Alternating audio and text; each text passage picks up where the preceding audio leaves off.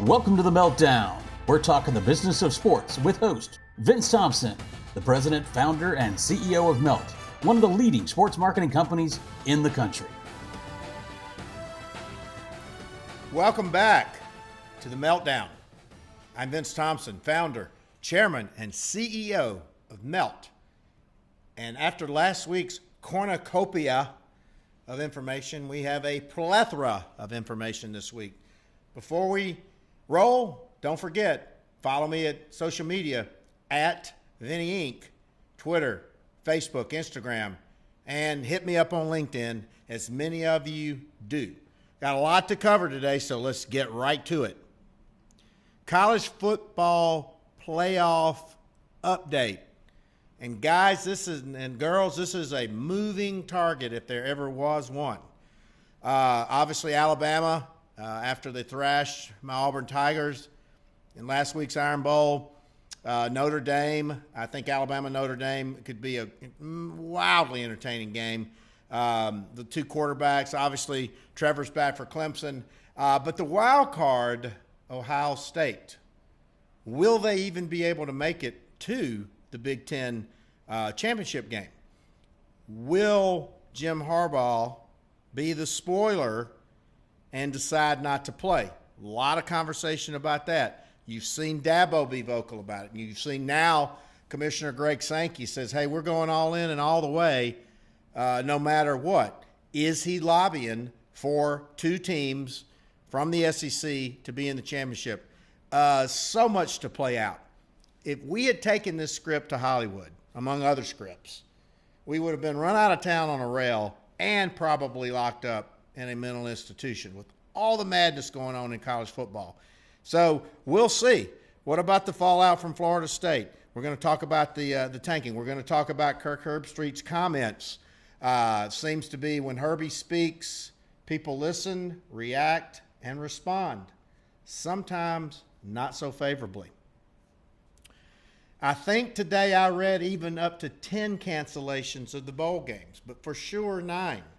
The Vegas Bowl, the latest one to bite the dirt. It was going to be the first bowl game in Allegiant Stadium, which was going to be amazing out in Las Vegas. It'll be back. But I think there are too many bowls to begin with. So not only are the bowls canceling, and they can't get the kids there and back, and the safety, no fans, no revenue, the TV money's going to go away. Perhaps this is finally going to be the beginning of the shakedown and shakeout of some of these bowls. With ESPN cord cutters under pressure, with Disney's revenues and earnings and another layoff coming under pressure, will ESPN-owned and operated events continue to support these money losers, but inventory for their broadcasts? But 42 bowls, 9 to 10 going away, that's almost 25%. Probably needs to ratchet down a little more. And I don't even think they could fill up the dance card anyway. So we got to keep an eye on this. With the bowls, how are they going to place it? Will these conference agreements and alliances still hold, or will they condense it down against geography and region and those types of things? So it will be an interesting bowl season. The numbers will be high. College football's ratings and numbers have been high, but I think you will see a shakeout of the bowls going forward. The Sun Bowl canceled, and the bowls are a great way for younger brands, smaller brands, virgin brands. We have that opportunity to work on the Gildan New Mexico Bowl, the Popeyes Bahamas Bowl, some of the real fun ones that helped a lot of these brands gain that coveted national exposure early on. And you see how Chick-fil-A leveraged the renewal of the Peach Bowl to build that into a national brand as well. So we'll see where this shakes out. Speaking of shaking out, is Herbie right? Is Dabo right? Are teams tanking to avoid the upset and putting their players in peril and the injuries and all of the above? Maybe, maybe not. The Clemson-Florida State case was very interesting in that they were actually down there, and a kid had been around a kid who had been around a kid, and these contact tracing rules are the things that are really sidewaysing this thing, not the actual kids contracting the virus. And so I see the CDC is continuing to kind of ratchet down the quarantine from, say, 10 days to 7 days. We'll see if that helps as well. But I do think Dabo has some merit. I think Herbie has some merit, even though coming from a former Ohio State player to Michigan Nation was another further stick in an already multiple sticks in the eyes that Jim Harbaugh is going through right now. And we see that hot seats are continuing to be hot. These crazy buyouts, which hopefully will go away with the athletic department finances. But I don't know if Harbaugh's tanking or not, but 0-5 Ohio State, 3-3 against Michigan State, 1-4 in bowl games, 1-8 against top teams. What happened to this guy? I got my main guy, David Cohn, over there shaking his head as I'm continuing to rub his head in that and face in that. But we need Michigan back in the game, similar to how we needed Notre Dame back, and you see how good and fun that has been. Notre Dame is a great, fun team this year. Power of the NIL. Sarah Fuller, biggest story of the week last week. Great story. First female ever to compete in an SEC contest. We were hoping she was going to get an opportunity to kick the field goal. However, she did do the kickoff, was SEC Player of the Week, featured on Good Morning America. And if you want to see the power and the future power of the NIL, look at how she leveraged that platform, the press, the features, the television, and to how she rose. So she grew her Twitter audience 17,000%. That's not people percent. Instagram 13,000%.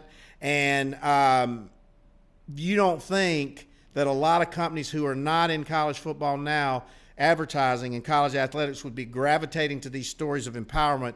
You just watch 2021 is going to be a great year for student athletes and NIL, and more coming on that from me and Melt really soon on that as well. It's going to be amazing. What's going on with March Madness? Well, let's just call it December Madness right now, because it's madness.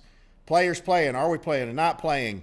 The bubble in South Dakota, the bubble that was going to happen in Disney, not in Disney, regular season, preseason, who knows what's going to go on. But, we've got the Maui Invitational in Asheville. Now, with respect, Asheville's a really nice place, but I've been to both places. I probably would prefer Maui, but obviously we're talking about a lot of bubbles.